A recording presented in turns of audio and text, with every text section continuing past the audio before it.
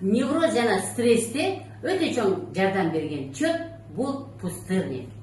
Пустырник бул көп жылдык чөп өсүмдүгү, жалбыздар тукумуна кирет. Ал жан дүйнөнү тынчтандыруучу, жүрөккө пайдалуу жана булчуң бошотуучу касиеттер менен белгилүү. Элдик жана расмий медицинада кеңири колдонулат. Пайдалуу касиеттери кайсылар? Бул тынчтандыруучу. Демек, тынчсызданууну, кыжырданууну, нервтин чыңалуусун азайтат. Паника кармаган учурларда, неврозда жана стрессте өтө чоң жардам берет. Кийинкиси бул уктоону жакшыртат. Уктаганга жардам берет. Тайыр жана үзүлмө уйкудан арылтат. Кан басымды жөнгө салат. Тамырларды кеңейтип, кан басымды төмөндөтөт. Өзгөчө стресс менен байланышкан гипертонияда пайдалуу дагы чоң жардамы бар. Жүрөккө жардам берет. Жүрөк кагуусун жайлатат. Жүрөктүн кысылуу күчүн жогорулатат.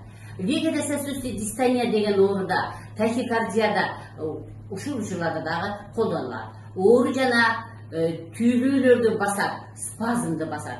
Баш оору, нервтик чыңалуудан болгон ич ооруларды азайтат. Курамындагы активдүү заттар бар. Булар алкалоиддер, флавоноиддер, ачы татымдар, булар горечь, таниндер, булар дубильные вещества, эфир майлары бар.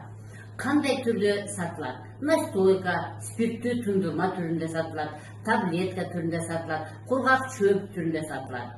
Экстракттар жана капсулалар түрүндө чыгарылат.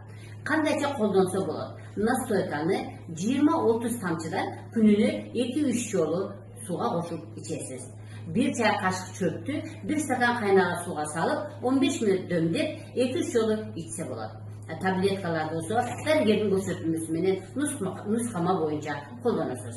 Каршы көрсөтмөлөр жана сак болуу. Демек, жеке чыдамсыздык бул индивидуальный непереносимость деп коет жана гипотония, башкача айтканда кан басымдын төмөндөшүндө да колдонулбайт. Кош бойлуулукта дагы сөзсүз түрдө дарыгердин көзөмөлүндө болуп туруп гана ичүү керек. Буну айдардын же жооптуу иштердин алдында колдонбоо сунушталат. Себеби уйкуну келтириши мүмкүн. Кызыктуу факт. Пустырник деп аталышынын себеби көбүнчө бош жерлерде өсүшүнөн келип чыккан. Бирок анын дарылык касиети тынчсыз адамдар жана сезимтал жүрөк үчүн чыныгы табылга болуп саналат.